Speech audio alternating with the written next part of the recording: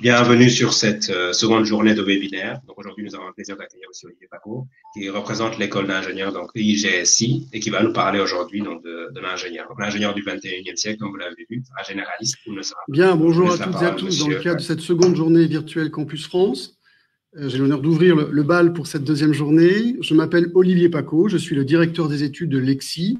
L'EXI est une école d'ingénieurs généralistes localisée à La Rochelle en France, mais également à Casablanca au Maroc.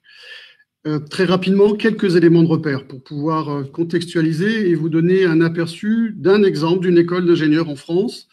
L'EXI est une école qui s'inscrit dans la tradition des écoles d'ingénieurs.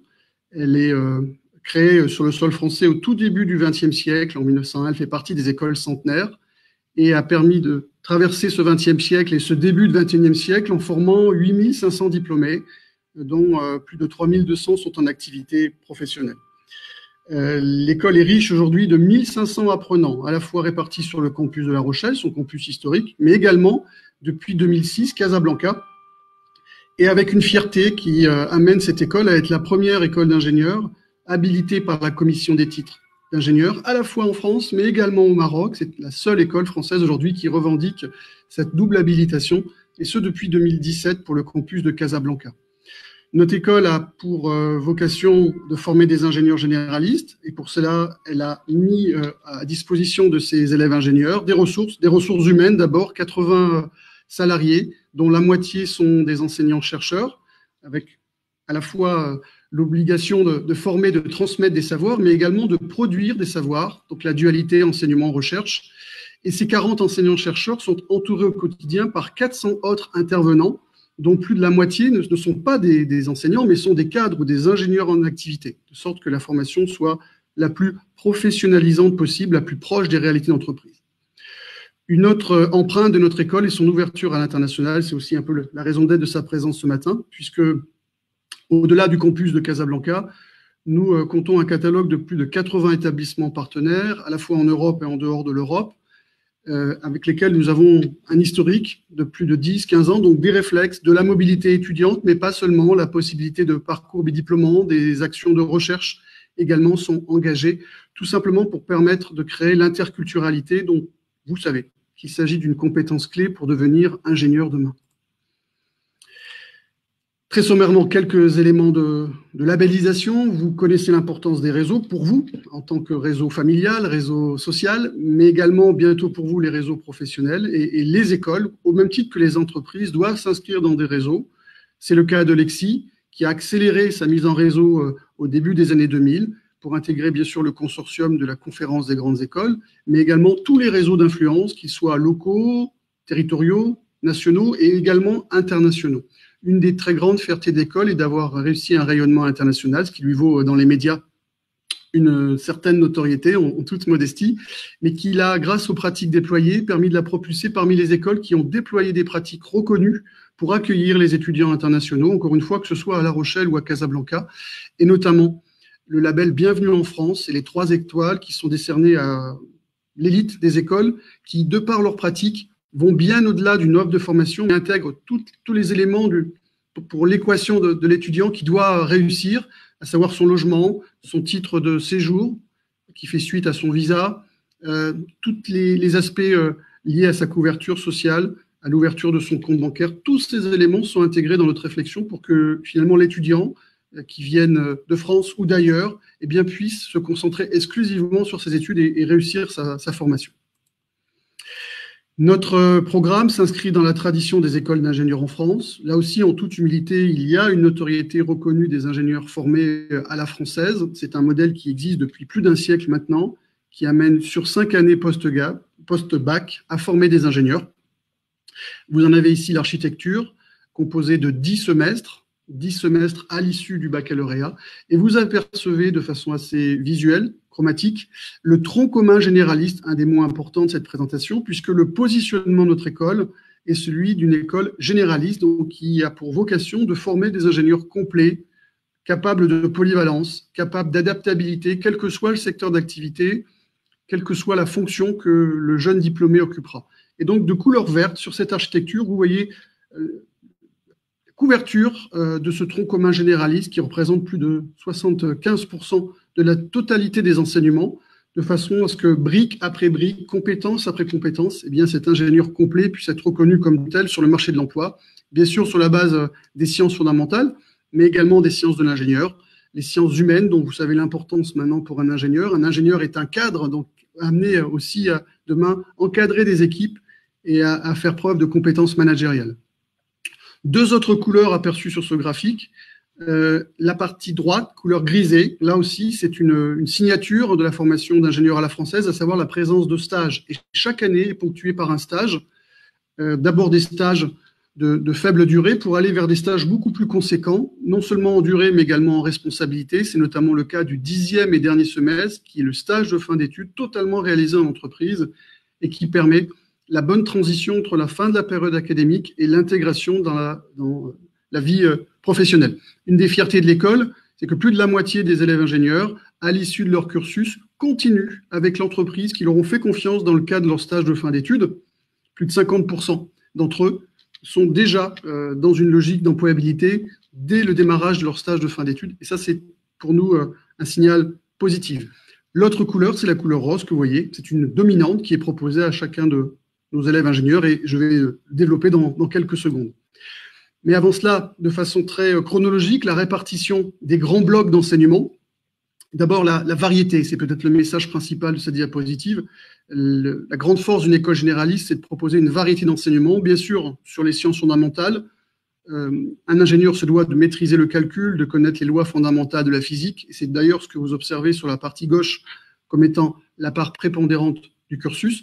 Mais ensuite, et progressivement, ces enseignements laissent place à la préparation au métier, notamment aux sciences de l'ingénieur, que ce soit dans le domaine de l'électrique, de l'informatique, de l'automatique, mais également de la mécanique, de l'énergétique, bref, tous les mots en hic, pour amener un ingénieur complet, qui soit capable de dialoguer avec des experts et qui puisse, encore une fois, quelle que soit sa trajectoire, se retrouver en situation de pouvoir être rapidement opérationnel. Les stages que vous apercevez en bleu ciel, avec là aussi la progressivité, d'abord des stages de faible durée, puis ensuite des stages plus conséquents. Les projets, que vous savez aussi est une signature de la formation à la française. La pédagogie active, la formation par projet, d'abord à dose homéopathique en début de cursus, mais après de façon conséquente. Environ 15% des enseignements sur la totalité du programme sont enseignés en mode projet. C'est important de pouvoir être dans la mise en situation et d'apprendre en faisant, le fameux learning by doing dont les Britanniques également relayent très largement. Eh bien, c'est aussi une des facettes et qui fait le charme de ce type de formation. Et puis, nous n'oublierons pas, encore une fois, les humanités, les soft skills, que ce soit les langues vivantes, mais pas seulement, le management interculturel, la connaissance de soi, la capacité à construire son projet professionnel, d'être dans une bonne habilité interpersonnelle, de pouvoir faire preuve d'écriture efficace et d'être convaincant chaque fois que nécessaire dans des situations qui nécessitent des arbitrages. Eh bien, tout ceci s'apprend. Ça s'apprend beaucoup en entreprise, mais ça s'apprend aussi un petit peu en école. Et c'est dans ce sens que notre programme a été aménagé. Vous apercevez en fin de cursus les fameuses dominantes que l'on retrouve couleur violette en fin de 4e année et début de 5e année post-bac. Ce ne sont évidemment pas des spécialités. Il y a des écoles spécialisées pour cela, pour lesquelles nous laissons ce domaine d'expertise. Notre vocation, toujours sur un marché qui demande de plus en plus d'ingénieurs généralistes, c'est de pouvoir proposer à travers ces dominantes des prédispositions dans des domaines variés. Ces dispositions sont aujourd'hui au nombre de 9. Nous les appelons des dominantes. Ces dominantes sont dispensées à la fois sur les campus de La Rochelle pour une partie et sur Casablanca pour une autre partie. Elles ont comme dénominateur commun d'être des leviers en termes d'insertion professionnelle. Elles répondent à une demande pas seulement nationale, mais planétaire en termes d'emploi. Par exemple, la toute première d'entre elles, dans le domaine de l'intégration des réseaux et des systèmes d'information, avec la transition numérique que vous savez déjà avoir démarré et se poursuit dans les années à venir, va permettre à ces ingénieurs généralistes de pouvoir non seulement maîtriser des éléments de langage, mais déjà pouvoir rapidement être opérationnels dans différents domaines de l'ordre du numérique. Et ainsi de suite pour toutes les dominantes dans le domaine de la mécatronique, à la fois l'alliance de la mécanique, de l'électronique, mais également de l'informatique et de l'automatique. Donc, dans une logique de système intelligent, miniaturisé, sobre d'un point de vue énergétique. Et donc, là aussi, l'appel et le terrain de jeu idéal pour un ingénieur généraliste. Les bâtiments et travaux publics, là aussi, l'ingénieur généraliste se trouve au confluent de compétences qui l'amènent assez naturellement à devenir conducteur de travaux ou cadre de chantier. C'est dans ce sens que cette dominante a été proposée. Nous avons également dans ce même portefeuille une dominante dans le domaine de l'ingénierie des systèmes industriels, que les anglo-saxons appellent le lean manufacturing, comment produire au plus juste avec la meilleure efficience, avec les principes d'amélioration continue, que nos amis japonais appellent le Kaizen. Eh bien, tout ceci également est proposé plus particulièrement dans cette dominante. De même que dans le registre du génie mécanique, avec la dominante conception mécanique et industrialisation, et également dans le domaine de la logistique et des transports, puisque vous le savez maintenant, il s'agit là d'un domaine extrêmement porteur, plus que émergent. La mondialisation a amené à ce que les réseaux de distribution et de transport soient accélérés, simplifiés. Le e-commerce a amené une révolution en cela, et donc il est important de pouvoir former des ingénieurs dans le domaine. Autre dominante possible, l'entreprise du futur, la fameuse industrie 4.0 qui nous vient d'Allemagne en 2010, qui est arrivée en France en 2014-2015 et qui consiste à préparer des ingénieurs à cette 4e révolution industrielle avec un environnement nouveau pour produire à la fois des objets mais également des services.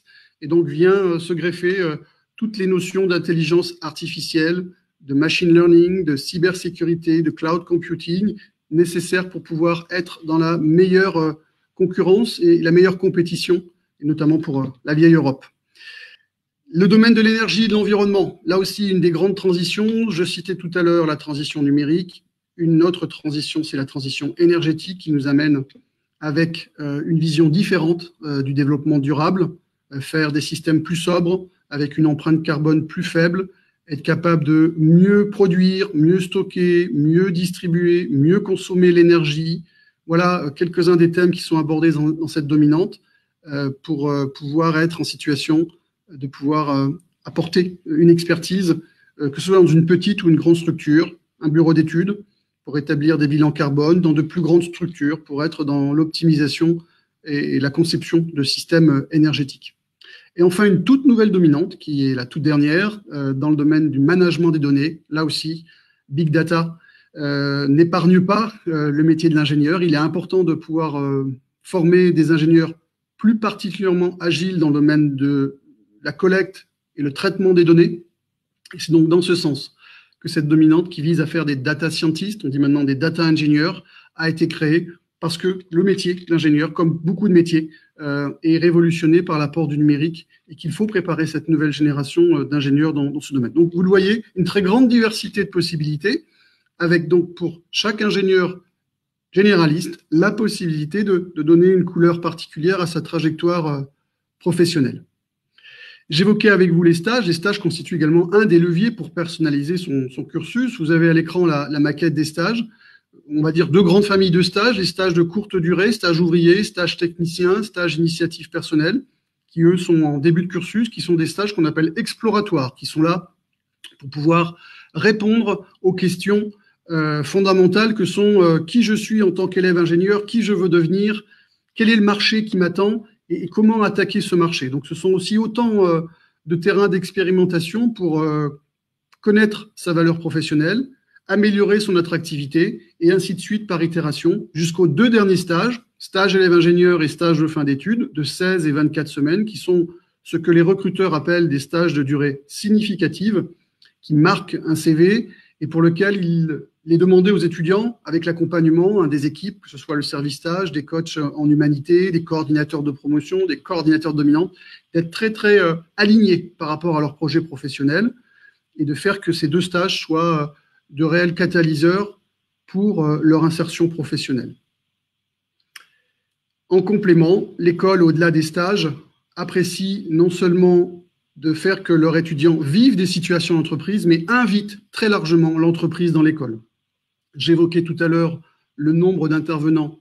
Plus de 50% de la totalité des intervenants sont des cadres ou des ingénieurs qui nous viennent du monde professionnel, donc avec du vécu, avec des études de cas qui ne sont pas que des cas d'école, mais des cas d'entreprise, avec un retour d'expérience qui est extrêmement précieux pour les élèves ingénieurs. Et en complément de tout ceci, nous avons depuis plus de 10 ans maintenant pris le parti de parrainer chacune promotion par une entreprise, de sorte que tout au long des 3 ans du cycle ingénieur, de Bac+2 à Bac+5, eh bien, l'étudiant est une entreprise référence qui soit là pour le conseiller, pour l'aider, pourquoi pas, dans sa recherche de stage, dans sa recherche d'emploi, pour lui donner tous les éléments additionnels en complément des cours et des enseignements académiques pour pouvoir bien se repérer dans sa trajectoire et faire les bons choix le moment venu, c'est-à-dire avant la fin de sa formation.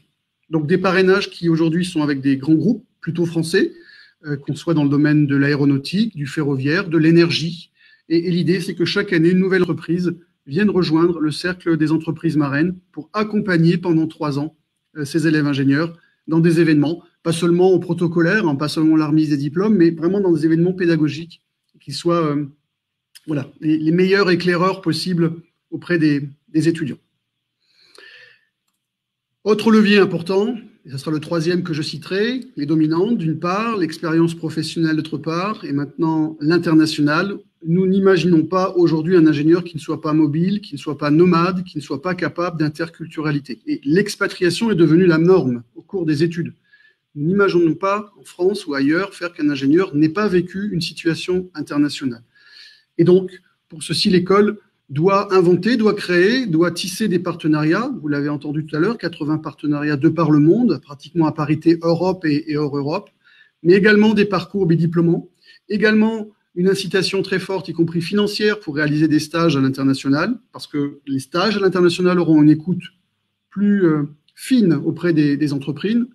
Et puis les parcours bidiplômants que j'évoquais tout à l'heure, 45, bientôt 50 parcours bidiplômants sont proposés à celles et ceux qui souhaitent non seulement obtenir un diplôme d'ingénieur, mais avec un allongement de la durée d'études qui reste de l'ordre de 1 ou 2 semestres, pouvoir obtenir un deuxième diplôme et obtenir une double compétence.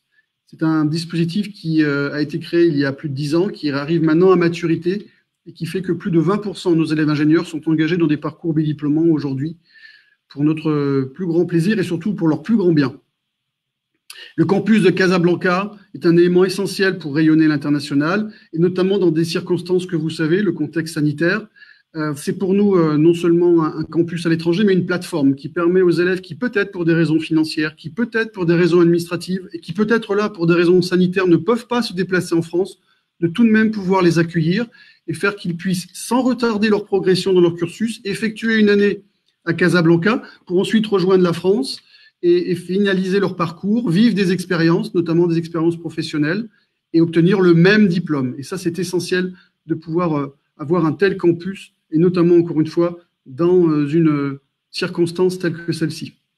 Dans les quelques minutes qui me restent, un mot sur l'essentiel. L'essentiel, c'est l'insertion professionnelle. Le diplôme n'est pas une finalité, c'est un jalon important. Obtenir son diplôme, c'est ce qui vous permettra demain d'exercer votre métier. Et donc, d'avoir une vision très claire chaque fois que vous faites le choix d'une formation de quelles sont les possibilités en termes d'insertion professionnelle. Vous avez à l'écran l'illustration de ce vers quoi une école d'ingénieurs généralistes est amenée à vous proposer en fin de cursus. Et en fait, la réponse, c'est la variété, puisque par définition, aucun secteur d'activité n'est interdit pour un élève diplômé d'une école généraliste. Il peut aussi bien travailler dans le domaine des transports, que ce soit l'aéronautique, l'automobile, le ferroviaire, le nautisme, mais également dans le domaine de l'énergie, également dans le domaine du numérique, encore une fois les deux grandes transitions qui nous attendent, mais aussi dans d'autres secteurs plus confidentiels, entre guillemets, comme le luxe, comme les sociétés d'assurance, les banques, qui de plus en plus sont friandes d'ingénieurs généralistes. Dans le domaine du génie civil, vous l'avez entendu tout à l'heure par le biais de la dominante BTP, etc. En fait, tous les secteurs sont ouverts à un ingénieur qui fait le choix d'une école généraliste et dans ce sens, ceci permet de retarder aussi un choix lorsque, passé le baccalauréat et peut-être 1 ou 2 années d'études supérieures, on n'a pas tout à fait un projet et une feuille de route très fixée. Eh bien, une école généraliste est là aussi pour donner du temps au temps et faire qu'à travers les quelques expériences vécues, eh bien, il soit possible de pouvoir mieux tracer sa route et construire son CV. Voilà, je terminerai cette présentation et c'est un peu la carte postale, vous donner un aperçu du campus de La Rochelle. La Rochelle est une ville de taille moyenne, mais qui a beaucoup d'avantages, et entre autres celle d'être une des villes préférées des étudiants en France, tout simplement parce qu'elle présente tous les avantages d'une grande ville sans les inconvénients. Il n'y a pas de difficulté de circulation à La Rochelle, il n'y a pas de difficulté pour respirer, il n'y a pas de climat d'insécurité. Nous sommes dans une ville qui compte moins de 100 000 habitants et dont 1 habitant sur 7 est un étudiant. Tout a été pensé autour du campus qui a un peu plus de 30 ans maintenant et donc avec un cadre de vie exceptionnel, c'est-à-dire tout près de la façade atlantique, à 200 mètres à marée basse et à moins de 100 mètres à marée haute, qui donne donc un cadre exceptionnel pour pouvoir aider ses études et au-delà de la formation, de vivre de façon épanouie ses passions, que ce soit dans le domaine du sport, que ce soit le domaine de l'événementiel, que ce soit du registre de l'associatif. Et donc, dans ce sens, nous avons cette chance inouïe de pouvoir, à La Rochelle, disposer d'un écrin dans lequel notre école, fière de ses 12 000 mètres carrés, permet d'accueillir chaque année des étudiants qui se sentent bien dans leurs études. Voilà, en quelques 20 minutes, c'était la mission qui m'était confiée de vous donner un aperçu d'une école généraliste en général et de l'EXI La Rochelle et Casablanca en particulier. Parfait. Merci à vous, un grand merci à vous, Monsieur Paco, surtout pour nous avoir permis de voyager un petit peu avec cette carte postale finale sur La Rochelle. Parmi nos candidats qui veulent continuer le voyage par l'Atlantique, ceux qui sont en Côte d'Ivoire, au Togo, au Bénin, en Guinée. Voilà. Maintenant, on va passer à la session de questions-réponses. Donc, c'est vrai qu'on a vu qu'il y a eu beaucoup de questions, à la fois sur les conditions d'admission, les prérequis et tout ça. Donc, on va les diffuser et vous aurez donc la possibilité d'y répondre. On a aussi récolté en même temps donc les questions qui étaient posées sur le Facebook Live. Donc, des minutes, les participants rejoignaient aussi Facebook. Donc, on a fait une petite sélection. Parfait, mais ça sera un plaisir d'y répondre et de le faire dans les meilleurs délais. Allez, c'est une première question. Alors. Souhaitez-vous que je réponde en direct aux questions? Oui, allez-y, répondez en direct. Alors, j'ai une première question sur les coûts de scolarité. Oui, les coûts de scolarité, c'est une question importante, plus pour les parents que pour les étudiants d'ailleurs. En fait, cette question a plusieurs réponses. Elle a plusieurs réponses selon le mode de formation que vous allez choisir. Si c'est un mode de formation classique, ce qu'on appelle une formation d'ingénieur sous statut étudiant, eh bien, vous êtes dans des droits de scolarité, dans des écoles telles que la nôtre, qui représentent, excusez-moi, en euros, de l'ordre de 7 100, 7 200 euros. Pour ce qui est du campus de Casablanca qui conduit à la même formation, les coûts sont inférieurs. Ils sont de 54 000 dirhams, c'est-à-dire inférieurs à 5 000 euros. Il y a un paradoxe, mais qui peut faire réfléchir, encore une fois, pour une formation qui conduit au même diplôme et qui était habilitée par la commission d'études d'ingénieurs de la même façon. Et puis, il y a une troisième réponse pour celles et ceux qui feraient le choix, après 2 années post-bac, d'intégrer la formation ingénieur sous statut alternant. Et là, les droits de scolarité pour l'étudiant et pour la famille sont nuls puisque c'est l'entreprise qui finance cette formation. Dès lors que l'étudiant a effectué au moins 1 an sur le sol français, il est possible, depuis 2015, pour un étudiant de nationalité autre que française, d'intégrer la formation ingénieur sous statut apprenti, avec un double statut à la fois salarié et étudiant. Et donc, c'est aussi une possibilité d'amortir le coût global d'une formation. Lorsqu'on pense coût de scolarité, il faut aussi avoir une vision équilibrée des choses et notamment des recettes. Parce qu'en tant qu'étudiant, vous allez aussi percevoir des indemnités, notamment dans le cadre des stages. C'est une obligation française pour tous les étudiants, quelle que soit leur nationalité, d'être indemnisés durant leur stage. Les 5 stages que vous avez aperçus tout à l'heure amènent 50 semaines de durée cumulée sur les 5 ans. Et dans ce cadre-là, dès lors que votre stage dépasse 2 mois, eh bien, il y a obligation pour l'entreprise de vous indemniser avec des montants planchers qui sont aujourd'hui de 550 euros par mois. Faites la multiplication par vous-même sur 10 mois. On arrive sur des montants de 5 500 euros qui correspondent presque à la couverture d'une année des droits de scolarité. Et puis, il y a également toutes les aides gouvernementales, notamment pour se loger, qui sont attribuées quelle que soit la nationalité. Et ces aides au logement représentent une somme importante sur 5 ans, pendant 10 mois, donc 5 fois 10 mois, sur 50 mois à hauteur de 165 euros par mois. Je vous laisse aussi faire le calcul, mais plus de 8 000 euros qui peuvent être perçus pour être aidés à se loger. Donc tout ça, pour avoir une vision équilibrée, à la fois des coûts et entre guillemets des recettes, qui permettent d'avoir une approche d'un coût complet, là encore en fonction de votre trajectoire et votre localisation géographique, que ce soit en France ou au Maroc. Donc on a eu la question sur les conditions d'admission et les principaux prérequis, qui est revenu quand même assez souvent sous différentes formes. Par exemple, est-ce qu'il y a des tests d'entrée? Est-ce que vous recrutez seulement au niveau bac ou est-ce que vous recrutez au niveau bac plus 3? Si vous peut-être pouviez nous éclairer sur ces conditions. Oui, la réponse est plurielle là aussi. Il est possible d'intégrer notre établissement après le baccalauréat, mais après aussi quelques années d'études dans le supérieur. Donc recrutement à bac, bac plus 1, bac plus 2, bac plus 3, plus rarement bac plus 4, mais ça reste encore possible et autorisé par la commission d'études d'ingénieurs. Les flux principaux sont à bac et à bac plus 2. Ils sont un peu plus marginaux à bac plus 1 et bac plus 3, mais ils sont tout de même possibles. Plus l'entrée dans le cursus est tardive, plus la maîtrise des langues est importante. Alors, le français, certes, mais pas seulement, parce que vous le savez, la langue de l'ingénieur, hélas, est l'anglais. Et donc, il est important de maîtriser l'anglais, pas seulement pour exercer son métier, mais également pour obtenir son diplôme, puisque toutes les écoles habilitées par la commission d'éthique d'ingénieur doivent inscrire dans leur règlement des études que l'élève a par lui-même obtenu une certification accréditée une maîtrise de l'anglais d'un niveau minimal B2. B2, c'est une classification européenne. Et donc, là aussi, que ce soit en entrée ou en sortie, il y a un contrôle de cohérence sur la maîtrise de l'anglais. Ensuite, en fonction de votre entrée, post-bac ou à l'issue de 2 années de bac, les tests ne sont pas exactement les mêmes. Nous ne mesurons pas les mêmes compétences. L'élève n'a pas évidemment la même antériorité, la même maturité s'il est issu du lycée ou s'il a déjà effectué 2 ou 3 années dans l'enseignement supérieur. L'analyse du dossier est privilégiée lorsque l'entrée est tardive, en 2e, 3e, 4e année. Et cette analyse de dossier fait l'objet d'un entretien individuel pour venir vérifier un certain nombre d'éléments et surtout pour permettre à l'étudiant, au candidat, de pouvoir accompagner sa candidature, de mettre l'accent sur les points forts et aussi, pourquoi pas, de poser toutes les questions qu'il se pose par lui-même et d'avoir un échange avec l'évaluateur. Pour ce qui est du post-bac, alors nous sommes là dans un registre particulier puisqu'il existe en France un portail qui s'appelle Parcoursup, qui est ouvert exclusivement aux bacheliers français. Et donc là, pour le post-bac, seul notre campus de Casablanca est ouvert. Je vous parle de façon insistante de Casablanca parce que notre campus pourrait être une réponse à la crise sanitaire que nous vivons pour celles et ceux qui envisagent les études d'ingénieur en France et qui pourraient ne pas pouvoir voir ce souhait exaucé à la rentrée prochaine, encore une fois pour des conditions sanitaires que vous savez, eh bien pour ne pas retarder votre progression dans le cursus, effectuer par exemple sa première année post-bac à Casablanca pour ensuite rejoindre le campus de La Rochelle est une possibilité qui est ouverte et qui permet, qui a l'avantage de ne pas retarder encore une fois sa progression pour devenir ingénieur 5 années après le bac ou 3 années après, par exemple, 2 années de classe préparatoire. Alors, peut-être pour continuer sur cette lancée, comment un étudiant international, donc un étudiant qui est en Côte d'Ivoire, en Togo, au Bénin ou en Guinée, peut-il postuler justement à l'EXI?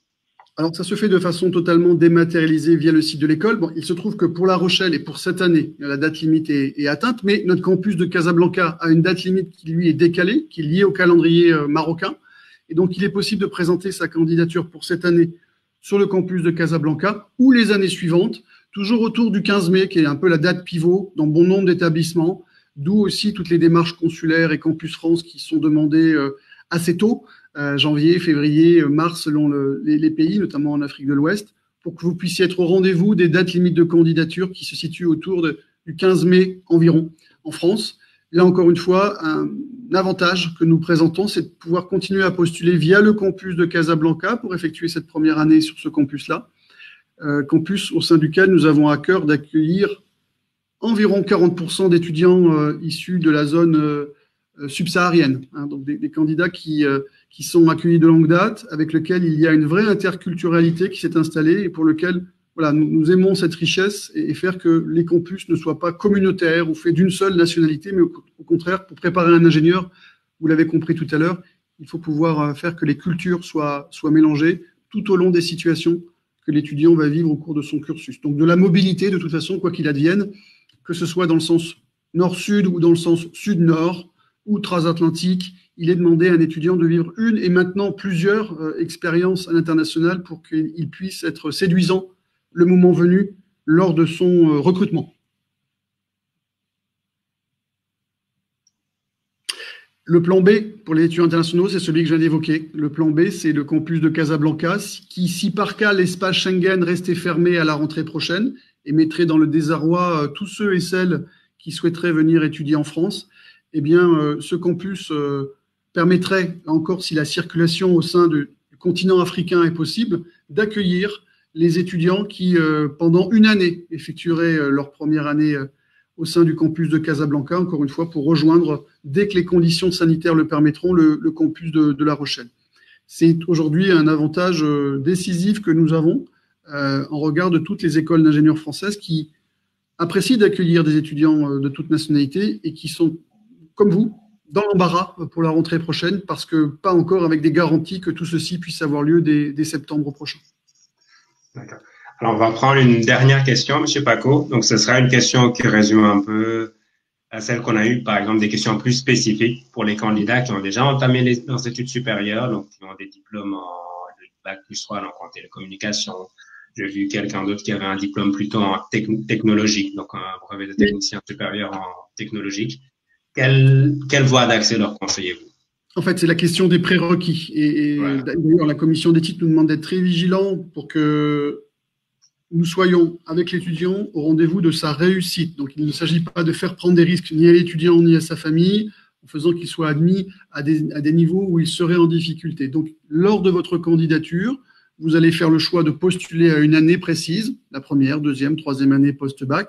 Et sur la base de votre dossier, un jury d'admission va se réunir et va lui faire ce qu'on appelle l'analyse de risque et vous proposer soit ce qui va dans le sens que vous avez souhaité, soit une admissibilité dans une année inférieure, parce que les prérequis, quelle que soit d'ailleurs la performance que vous avez eue, vous pouvez, et c'est souvent le cas d'ailleurs, nous avons des candidatures qui sont, que je vais qualifier excellentes, mais dans un domaine tellement expert qui amène ce candidat, malgré ses très bonnes performances, à avoir dans d'autres domaines des carences. Et donc, pour ne pas être avec des prérequis manquants, nous proposons parfois l'admission en année inférieure de façon à ce que les bases de la fondation là, soient solides pour pouvoir progresser un peu plus sereinement dans le cursus et pas amener un étudiant qui fait une transition géographique vers une année d'échec et qui serait pour lui destructeur. Donc voilà, une analyse de risque et une couverture du risque pour pouvoir proposer. Et donc là, il n'y a évidemment pas une réponse universelle. Chaque dossier, chaque trajectoire est particulière.